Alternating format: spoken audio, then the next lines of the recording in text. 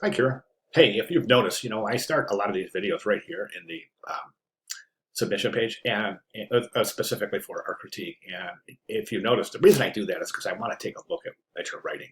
And if you want a really interesting reason why, take a look at Jared's video.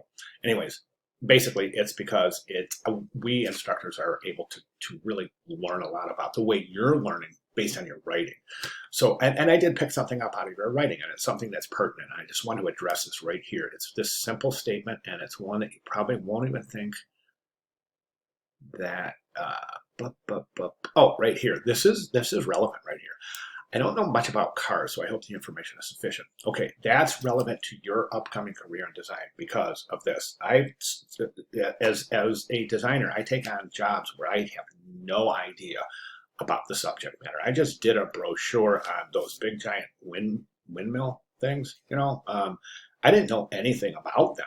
I'm talking about, like on a wind farm, those big giant windmills. You see them along the side of the highway, like in the road between Lakewood and Boulder. There's a few of them, right? Well, so I had no idea what these things were or how they worked. But you know what I did? I spent several hours, if not days, researching. And I was able to put together a pertinent piece. So my point here is that, sure, you're going to be given projects throughout your career where you're not familiar with the subject matter. And that points to research, right, Kyra? And that is the name of the game.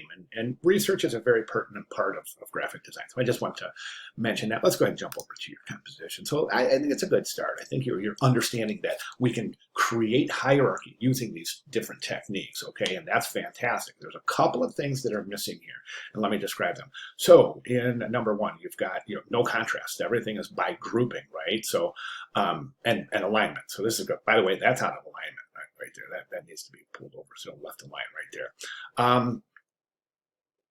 So that's great. Now the second one, it's just one new size and one new weight. Now there's your new weight, but that doesn't seem to be a different size. Unless you can increase that size right there, or you can increase that, whatever. You have to assign one new size, one new weight. Okay.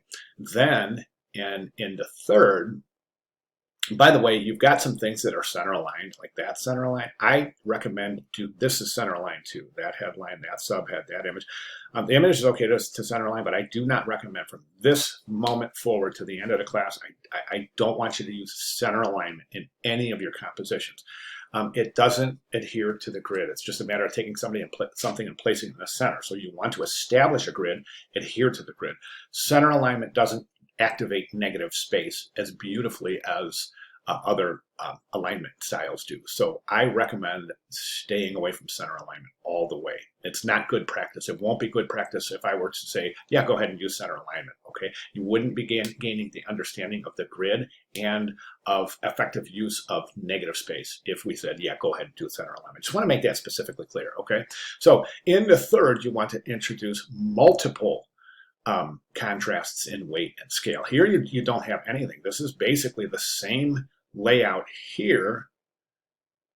Oh, I see what you did. You changed. I see what you did. Okay, so that isn't basically a new style, but I want you to work with weights and size. Okay, I want you to work with weights and size. So that's like bold and emphasis of using different weights and different sizes. You want to introduce some new sizes here too. Okay, one new size here too. And then the fourth one is just kind of a combination, just kind of a free-for-all, free-form kind of break the grid, use as many styles as you can, make it look good. You include an image, bleed the image somewhere twice. Now, the assignment requires a black and white image, not color, right? And also requires the image to be cropped from its background. That means remove the background in Photoshop, okay? And then it's got to be black and white. It's got to bleed in two areas. Only one image, not two images, okay? Let me show you an example. This is over in the course announcements. If you haven't looked at this announcement all the way and you haven't looked at everything in this announcement, please do so. There's a ton of stuff in this announcement to help you this week. And anyway, there's an example at the bottom here. That's a black and white image cropped from its background, bleeding in two areas. Okay, and then this is a great example to look at. One other area I would want to draw your attention to is right over here, Kyra, right here. This is in the presentation, week 3 presentation, but right down here, right below the resume, right here, this is a great example of exactly how to do this this assignment. And you know what? Guess what? This is covered on page 101 in your textbook, so you definitely want to read all about that. Take a look at this. Take a look at the example here. Go through the assignment requirements one more time, and then let's go ahead and address my comments and resubmit. Hey, I think it's a good start. I think you're showing good understanding of hierarchy, but let's go ahead and make those changes. And of course, if you have any questions at all, let me know quickly. Okay, great. Thank you.